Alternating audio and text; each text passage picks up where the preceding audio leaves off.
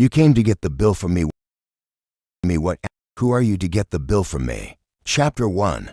The threads of a quiet life. In the heart of a small American town, where the rhythm of life was set by the gentle turning of the seasons, lived a young man who was, in his own way, a testament to its soul. His name was Ethan Reed, and at 25, he was a living contradiction to the hurried pace of modern life. He moved with a quiet purpose, his days a symphony of simple, noble acts that, to a casual observer, might have seemed ordinary. But to those who knew him, Ethan's life was a testament to the unwritten rules of integrity, kindness, and duty. Ethan's world was a duality, split between two very different, yet equally demanding, responsibilities. By day, he wore the starched, blue scrubs of a nursing assistant at the Whispering Pines Healthcare Center. The air there carried the faint, mingled sense of antiseptic, linen, and aged paperbacks. But to Ethan, it was a sanctuary. He wasn't just an employee, he was a bridge to the outside world for the residents, a patient hand, a kind ear. He was the one who remembered that Mrs. Gable loved her toast just barely browned, and that Mr. Henderson, a former history teacher, still believed in the power of a good story. His bond with the residents was built on a foundation of genuine care. He'd sit with Mrs. Gable and listen to her recount stories of her late husband, holding her frail hand as she smiled at a distant memory. He'd pull up a chair to Mr. Henderson's bedside and let the old man recite passages from Shakespeare, his voice cracking with age, but his eyes still bright with the passion of a life well lived. Ethan knew their stories, their favorite hymns, and the little details that made their worlds brighter. This innate empathy was a gift he had honed from an early age, learning to care for his own parents, whose health had begun its slow, graceful decline years before. He was the quiet strength of his family, the one who made sure his father had his medication on time, and helped his mother with the small daily tasks that had become difficult. He was a son in the truest sense of the word, a steadfast pillar of support. When the sun began to dip below the horizon, painting the sky in shades of bruised purple and orange, Ethan would trade his scrubs for the clean-cut uniform of the Burger Barn, the town's most popular fast food joint. Here, under the bright fluorescent lights, he was the night manager, the calm captain of a team of high school and college students navigating the turbulent waters of the dinner rush. It was a humble job, a far cry from the serene hallways of Whispering Pines, but Ethan brought the same diligence and respect to it. He moved with an easy grace behind the counter, flipping burgers with a focus that bordered on artistry. He knew the regular customers by name and knew their orders by heart. The usual, "Mr. Thompson," he would say, already dropping the fries into the fryer. He treated his young team not as subordinates, but as peers, offering advice on homework and life as he guided them through the chaos. He taught them that pride in one's work, no matter how small, was the cornerstone of a respectable life. It was on a drizzly Tuesday evening, with the faint scent of rain mingling with the aroma of fried onions and sizzling beef, that the rhythm of the ordinary was shattered. The clock on the wall read 7:15, and the restaurant was bustling. A police cruiser, its lights off, pulled into the parking lot. An officer, a man Ethan had never seen before in their small, close-knit community, strode inside. He was a large man, broad-shouldered with a cold, unsmiling face. His uniform seemed to be stretched taut across his frame, and the way he held himself suggested he carried the weight of his authority with an almost aggressive pride. The officer stepped to the counter, his gaze sweeping over the menu with a disdainful air. Double bacon cheeseburger, large fries, and the steak sub. He grunted, his voice a low, demanding rumble. The young girl on the register, a freshman named Sarah, quickly punched in the order. When she presented the check, her hand trembled slightly. The total was $19.75. The officer looked at her, a flicker of a smile on his face that didn't reach his eyes. "I don't pay," he said, his voice a low, final command that seemed to drain all the air from the room. "This is for the community." Sarah's eyes widened. She stammered, "Sir, I don't think I can do that." The officer leaned in, his voice dropping to a dangerous whisper. "Look, kid, I'm doing my duty. Don't make this difficult."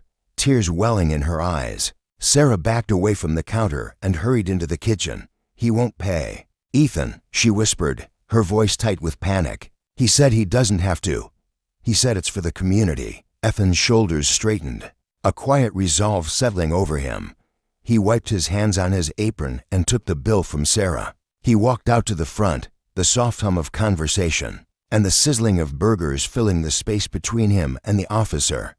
Ethan didn't rush. He approached the man with a slow, deliberate respect, holding the bill in his hand like a peace offering. "Sir," Ethan began, his voice soft but clear, "it seems there's been a misunderstanding. The register doesn't have a way to process that. We have a lot of police officers who come in, and we always appreciate them, but everyone pays." He paused, looking the officer directly in the eye. He saw a flicker of something in those eyes, a flash of something hard and cynical. Ethan continued, his voice shifting to a tone of genuine concern. "If you've forgotten your wallet, please don't worry about it. I'd be honored to cover your meal. Just bring me the money next time you're in, or whenever you can. I understand things happen." He reached into his pocket and pulled out his own worn leather wallet. "Are you able to accept some help?" The officer's face darkened, his jaw tightened, and he pushed his tray away with a loud scrape of plastic on formica. "Who do you think you are?" "Boy," he growled, the words dripping with contempt. "You think you can question me? Me, an officer of the law. You've got some nerve. I put my life on the line every day, and you're going to nickel and dime me for a burger." Before Ethan could respond, the officer was on his feet, his large hand gripping Ethan's arm. He didn't just grab it. He twisted it, hard, forcing it behind his back. The pain shot through Ethan, a hot, searing bolt that made him gasp. The officer pushed him backward, a triumphant smirk on his face. "I'm the law," he bellowed, loud enough for the entire restaurant to hear. "And you don't question the law." Ethan stumbled, crashing against a display rack of potato chips, sending bags spilling to the floor. The officer's eyes held a cold, aggressive fury. He had not just crossed a line, he had stomped all over it. This was no longer about a forgotten wallet or a sense of entitlement. This was about power, about using a uniform to intimidate and dominate. Though his arm throbbed, Ethan felt an even deeper ache in his gut, the betrayal of a promise, the violation of a trust between the community and the people sworn to protect it. In that moment, surrounded by the frightened faces of his young team and the silent, stunned patrons, he knew what he had to do. He would not let this stand. He would not let a man in a uniform abuse his power and believe he was invincible. He would seek justice, not just for himself, but for the quiet dignity of everyone in his town. Chapter 2. The long walk to justice. A throbbing in Ethan's arm was a dull, persistent beat, but it was nothing compared to the ache in his spirit. He had gone home that night not with a sense of defeat, but with a cold, righteous anger. The officer's face, that sneering look of absolute power and contempt, was seared into his memory. Ethan knew he could have let it go.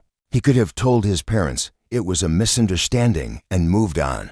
The world was full of men who took what they wanted and dared anyone to question them. But his father, a man who had built his life on a bedrock of principle, had taught him that a man's worth wasn't measured by the battles he won, but by the ones he refused to surrender. To do nothing would be to surrender the very values that shaped him. The next morning, his arm still bearing a faint purple bruise, Ethan drove to the county courthouse. The building was an imposing structure of gray stone and marble, a cold, formal place that felt miles away from the warmth of his home or the familiarity of the burger barn. He felt small and insignificant walking through its echoing hallways, a lone nursing assistant from a small town trying to hold a man in uniform accountable. His heart was a drum against his ribs, but he pushed forward, propelled by a quiet sense of duty. He found the right office and, with a knot of anxiety in his stomach, began to tell his story. The clerk, a woman with kind eyes and a practiced, professional air, listened patiently as Ethan recounted the entire event, from the polite request for payment to the brutal assault. "Do you have any proof?" she asked, her voice soft but direct. "Yes," Ethan said, his voice steadier than he expected. "We have security cameras. The whole thing is on tape." He submitted the footage, a silent, damning witness to the truth. The video showed every detail: Ethan's humble approach, his polite offer to pay, and the officer's sudden, violent response. The officer's face was clear, his badge number visible. When Ethan left the courthouse, he didn't feel a sense of triumph. He felt a profound weariness, the emotional toll of a quiet battle he had just begun. He knew he had done the right thing, but he also knew that actions like these had consequences. He worried about his parents, about the potential for retaliation. But the memory of the officer's sneer was enough to steel his resolve, and he was right. The officer's return was not a matter of if, but when. It came just a few days later, on a Friday night, the peak of the dinner rush. The burger barn was packed with families, teenagers, and the usual Friday night crowd. The door swung open, and the same police officer strode in, his presence as threatening as a storm cloud. He didn't order food this time. He came directly to the counter, his eyes scanning the room until they locked on Ethan. "You," he spat, his voice a furious bellow that silenced the entire restaurant. "You thought you were so smart, didn't you, boy, filing a complaint? You think you can get away with that?" The room fell into a terrified silence. The teenagers in the back booths stopped laughing. The families at the tables froze, their burgers half-eaten. The officer's gaze was a predator's stare, fixed solely on Ethan. His hand rested on his hip, dangerously close to his service weapon. "You messed with the wrong man," he raged, taking a step toward the counter. "I put a uniform on every day to protect people like you, and you stabbed me in the back. You're going to regret this, kid. You're going to find out what happens when you cross the law."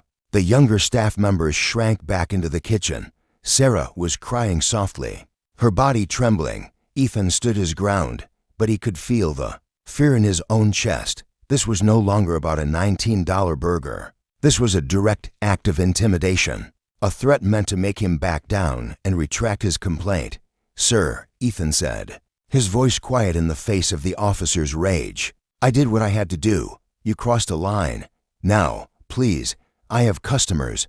I'm asking you to leave." The officer let out a short, harsh laugh. He took another step, his face contorted with fury. "You're asking me to leave. You think you have the authority to do that?" Just as the officer's hand reached out, ready to grab Ethan again, a man stood up from a corner booth. He had been quietly enjoying his coffee, a newspaper folded neatly beside his plate. He was a tall man with a strong, dignified posture, his hair a distinguished shade of silver. The room, still holding its breath, turned to look.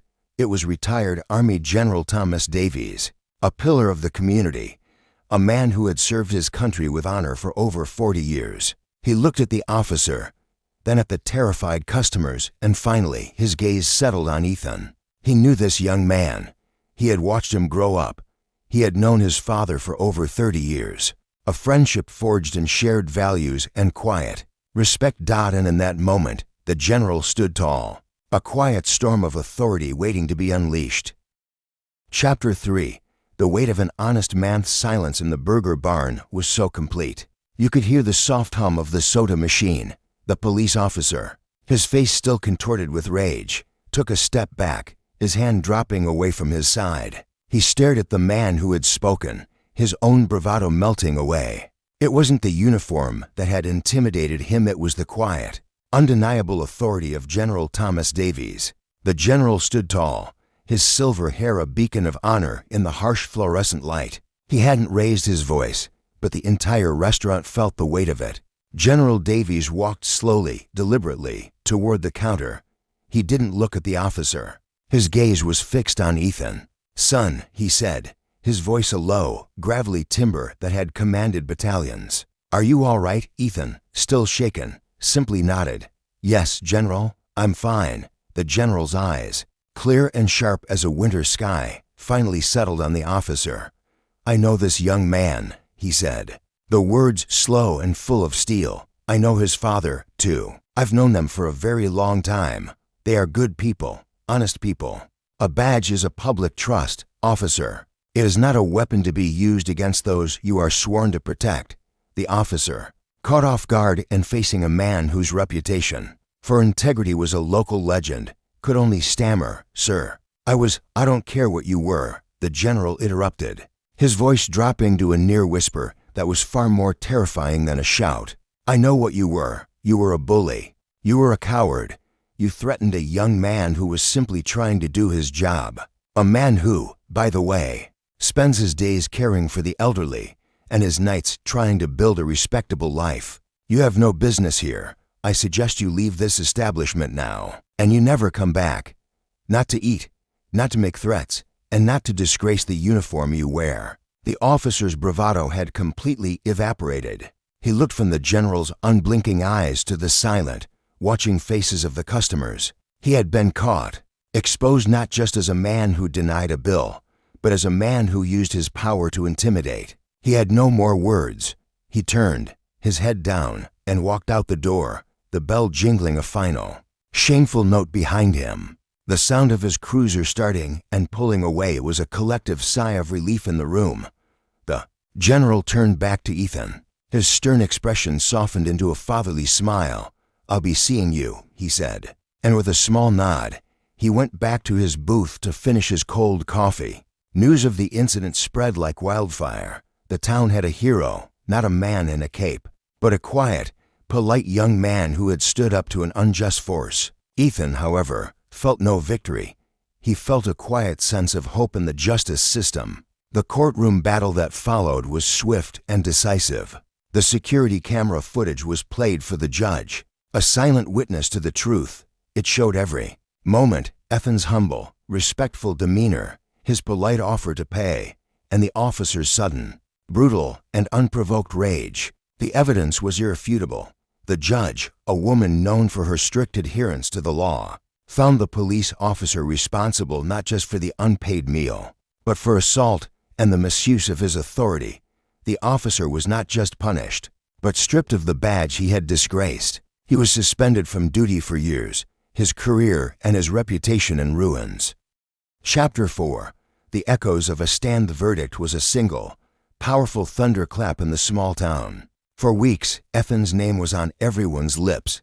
The local paper ran a front-page story, complete with a picture of Ethan's quiet, unassuming face beneath a headline that read, "Hometown hero stands up to abusive power." People he didn't even know would stop him on the street, at the grocery store, at the post office to shake his hand and thank him. They didn't see him as a hero. They saw him as one of their own, someone who had done what was right when it was hard. Ethan, for his part, was deeply uncomfortable with the attention. He was a man of quiet service, not public fanfare. He still went to his nursing job every day, tending to his patients with the same gentle hand.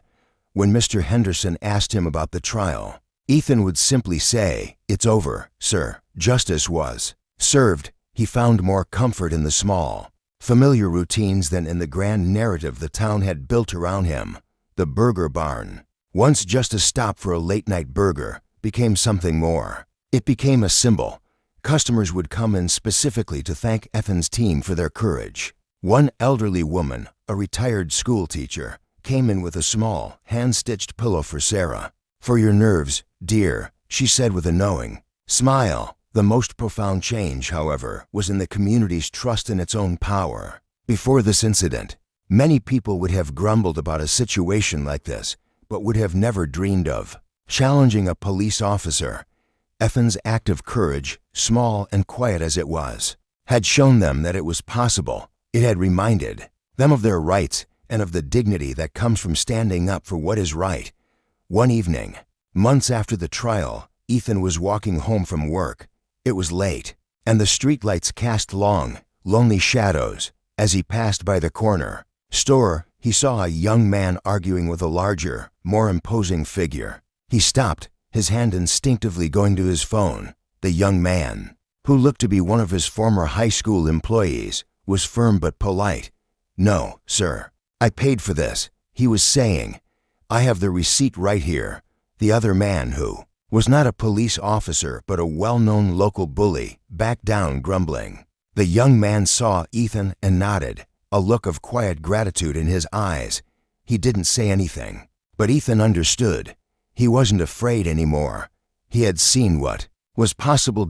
Ethan continued his walk home, a sense of profound peace settling over him. He hadn't just gotten justice for himself. He had, in a small but meaningful way, given his community back its voice. The greatest power, he realized, wasn't in a badge or a uniform, but in the collective courage of ordinary people who believed in the simple, unwavering truth.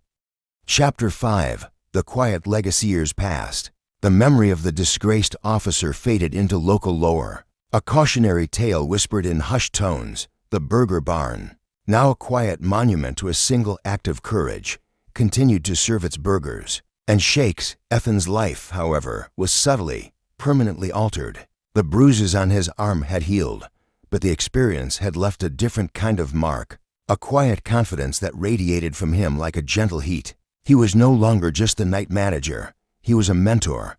His young staff, a revolving door of high school students finding their first jobs, now came to him not just for instructions but for advice. They saw the man who had faced down a bully and won, not with fists, but with principles. They learned from his quiet leadership, his unwavering fairness. They saw him handle a difficult customer not by flexing authority, but by calmly de-escalating the situation, a skill he had mastered in the hospital and perfected in the wake of the incident. At Whispering Pines, his work took on a deeper significance. The bond with his patients became even more profound. Mr. Henderson, with his failing memory, would sometimes forget the details of the story, but he would always remember Ethan's face, a face he instinctively trusted. When local reporters would occasionally call, wanting to revisit the story, Ethan would politely decline. He knew the true value of his actions wasn't in the newspaper headlines or the public praise. It was in the daily, unremarkable moments of kindness and courage. His parents, once worried, now looked at him with a profound sense of pride. His father, in a rare moment of sentimentality, placed a hand on Ethan's shoulder. "You didn't just fight for yourself, son," he said, his voice raspy with emotion. "You fought for the truth. And that's the greatest thing a man can do." And so, Ethan's life continued, a quiet legacy built on the foundation of a single stand. He was still a nursing assistant, still a fast food manager, still a son, but he was also a symbol, a reminder to his town that integrity, no matter how small an act, has a ripple effect. He had learned that true power wasn't a show of force, but the strength of character to do the right thing when no one was watching, and the courage to do it when the whole world was. The story of Ethan Reed was not one of violence or vengeance, but of a quiet man who, by simply refusing to yield, gave his community the courage to stand tall. If Ethan's story resonated with you, and you believe in the power of good people to stand up for what's right, please like this video and share it with someone who needs to hear this message. Don't forget to subscribe to our channel for more videos that celebrate courage, justice, and the true meaning of integrity. Your support helps us share these important stories.